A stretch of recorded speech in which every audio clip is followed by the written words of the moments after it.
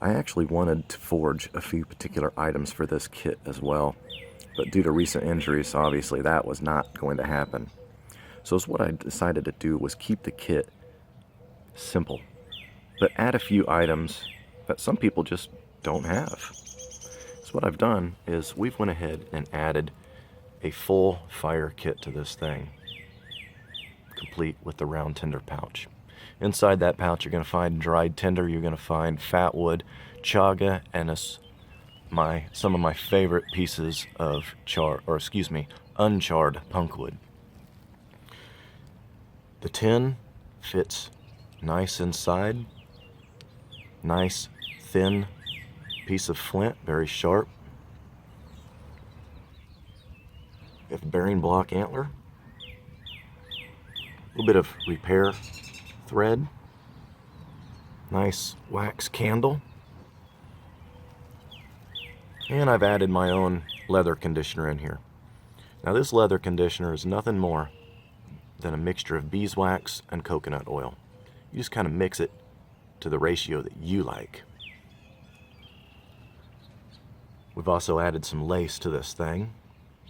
And the reason I added that lace is because right over here, I've got some scrap leather that I'm going to throw in this bag as well. Because who's to say that someone may not want to add something to it? The thing is, since this is a crudely constructed bag, anyone should feel comfortable with adding something to this bag.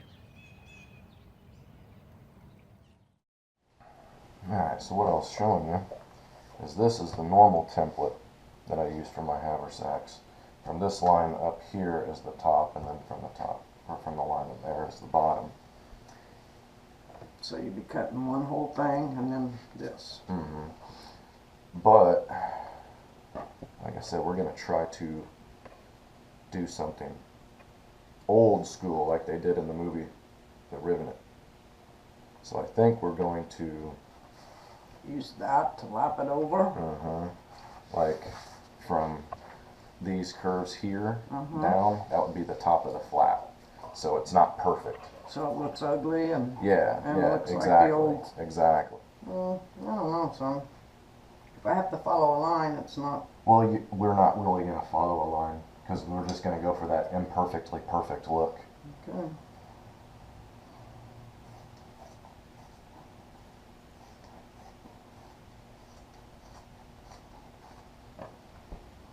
I don't even see a line now. You're good.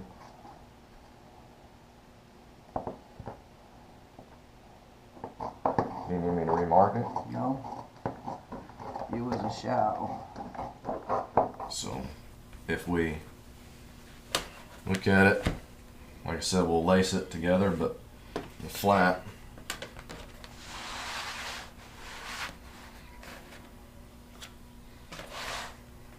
That looks cool. yeah, where they've gotten into barbed wire and everything else, because this is their belly side right here.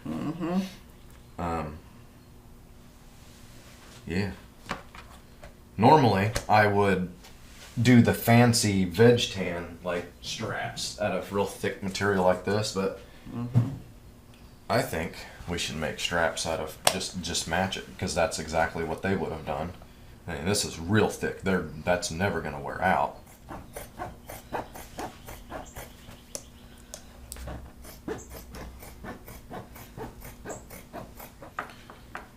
So nowadays we have the luxury of being able to punch holes. Back in those days, they would have used an awl. So they would have taken something like this and just poked through the leather. You can just poke anywhere. That's what they would have used to create a stitch hole in something. Yeah. But since we're not going to stitch this with stitch, we're actually going to lace it. We have to punch that hole with a larger hole. Hence the reason modern. You're going to use that. Well, I'm not going to use it because it's more modern. Toe. Exactly. So something that we could do is, this is a belt buckle that I forged for Larry Roberts, and These things, you can intentionally remove that and you have an awl to push through your leather. So we could do something like that, or if we wanted to just use a modern tool but recreate it, well, careful, because those don't have points. You could do that, yeah. We could do it with a knife, or we could take this old screwdriver. That's too big a hole. No, because this is the size of lace.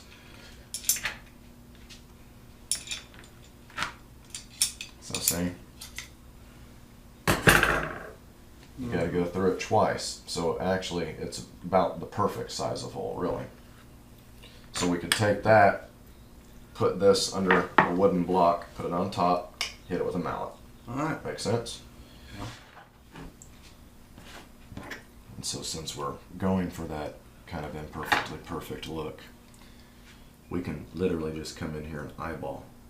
Because they wouldn't have had rulers and everything else, right? They would have had crude means, of course, of measuring. But what's the likelihood of them taking the time to be perfect on, like you said, when they're trying to make a bag and get the hell out of Dodge before the Indians kill them? Might be. Hey? You're going to be coming down to about right there, right? And an inch over? Here's where it is. What do you think? I think it looks... Yeah. You don't even need to mark that. You don't even need to mark that. It's lined up, so just punch through there. This hole? Yep, all of them. I only marked These three. Oh, these three or these three? These three? These three here, and then those three there. Okay, so now we have them all marked. We're just going to move our strap to the side because we ain't going to mess with it for a while. Now, flip this around. Lay this on top, exactly how this thing would be assembled, or how it's going to be assembled anyway. So we know we're going to lace it. So now we just need to, again, eyeball. Come down. Yeah, we'll adjust it. But we need to just kind of eyeball 1/4 of an inch in off the border, and then start making our pops all the way around so that way we can lace it together. We're going to go ahead and lace this thing up, but we're going to obviously use a lace needle. Back in the day, they would have just fished it through, I'm sure. I mean, they probably, or may have had different awls or something, maybe bone awls. But 9 times out of 10, they're not going to have those items. They're just going to fish things through, I'm sure. And over a lifetime, acquire those types of items like that needle, whether it be a bone needle or whatever. And they're going to hang on to those types of things like it's gold, because it's just going to make life so much easier. If my mom was to try to lace this thing and fish everything through, it will take her the rest of the day. And I guarantee you don't want to do that, do you, Mom? No, I didn't think so. And you guys don't want to have to pay $1 billion because of the amount of hours that would go into that. So we're going to take advantage of a needle at this point. Pull it all the way through.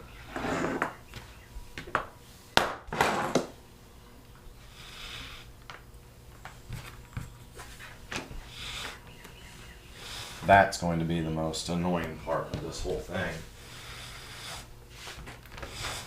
is how much lace is involved. No kid.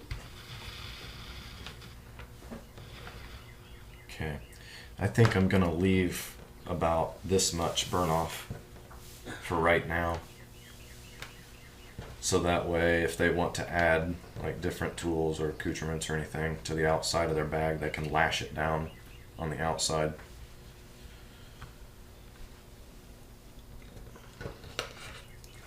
Twist it over to the flesh side so that the flesh side's showing. So that way when we create our whip stitch, it's going to be that side showing and not that side.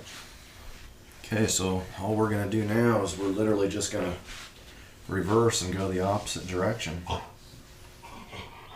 So we'll go over the top through that hole, and that's what's going to put that X in it. But at least now we can get a visualization as to how rugged it's going to look. It's going to be cool. Now we are done.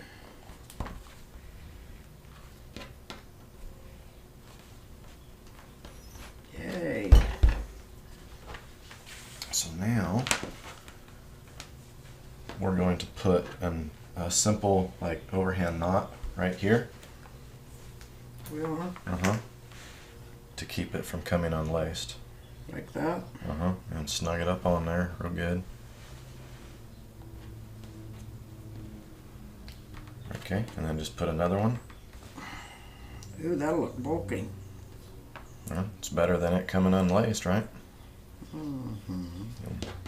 They didn't get fancy back then. This was all about function. What's that? So now, That ain't tight. I see air through it. yeah, we'll adjust that knot a little. We're going to put a different knot in there. But basically when we're done, you can see that we'll still have this, so that if they have like a Tinder Pouch or something like that, they can lash that to the outside of their bag now. Just cut off?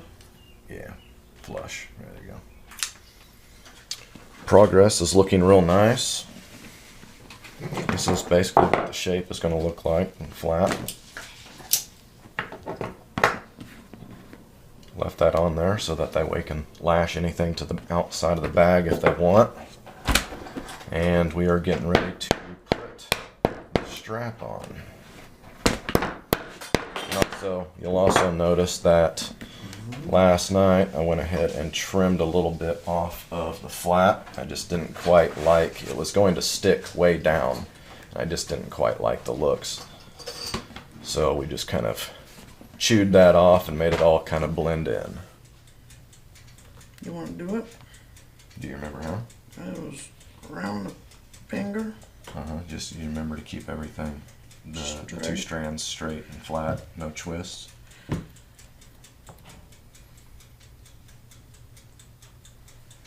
I mean, it's literally just an overhand knot, except for you're just making it cleaner looking.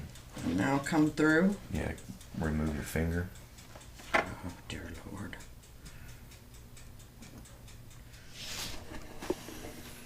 So we was getting ready to put some adjustment in our strap, and we noticed that there was some lettering dots like that.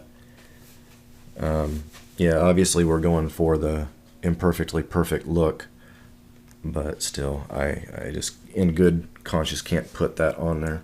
So what we did is we removed a section of the strap, and we're actually going to put a wider piece in it, and it's going to be adjustable from both sides. Take up a wider surface area on the shoulder, so that way it will distribute weight better. So the lady that you have watched construct this bag with some guidance is actually my mother. My mom's name is Norma Wolfe, and she's actually the one that, like I've said in many videos, has inspired me to do what I do nowadays.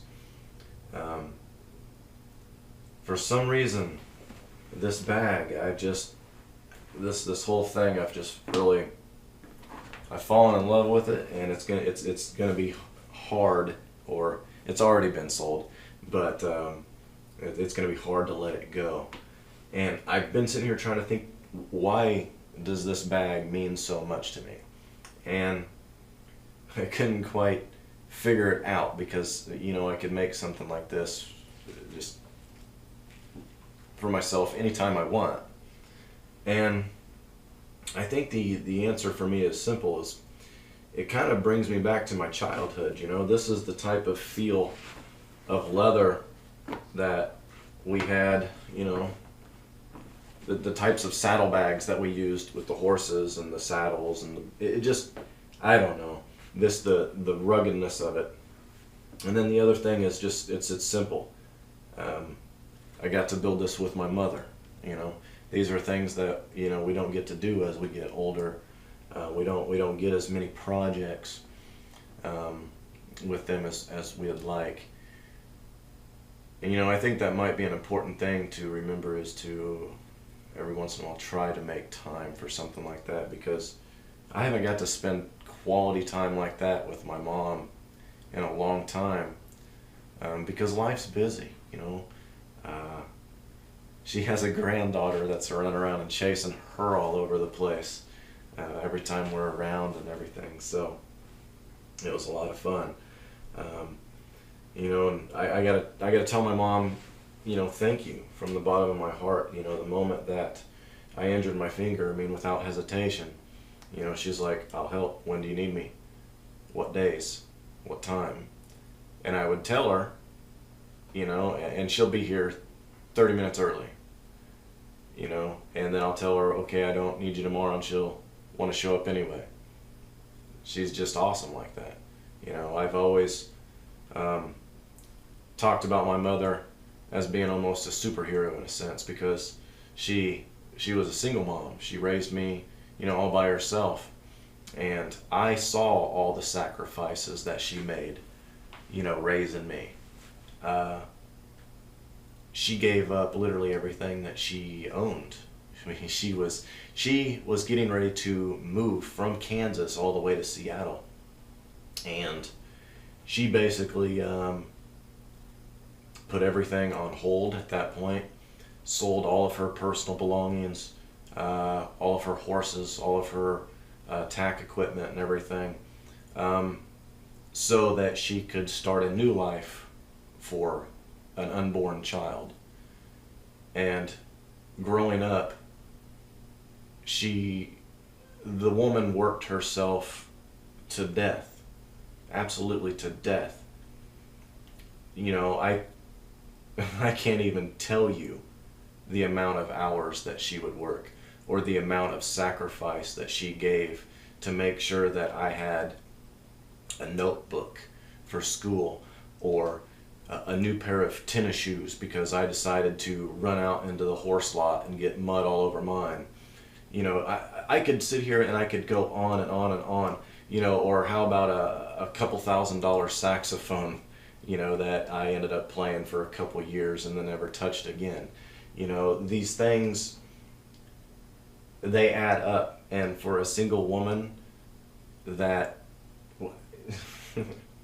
you know, I could go on and on and on. My mom's a hero to me, plain and simple. She gave up everything for me, and I know that. She may not know that I know that, but I know that. So, anyway, take care.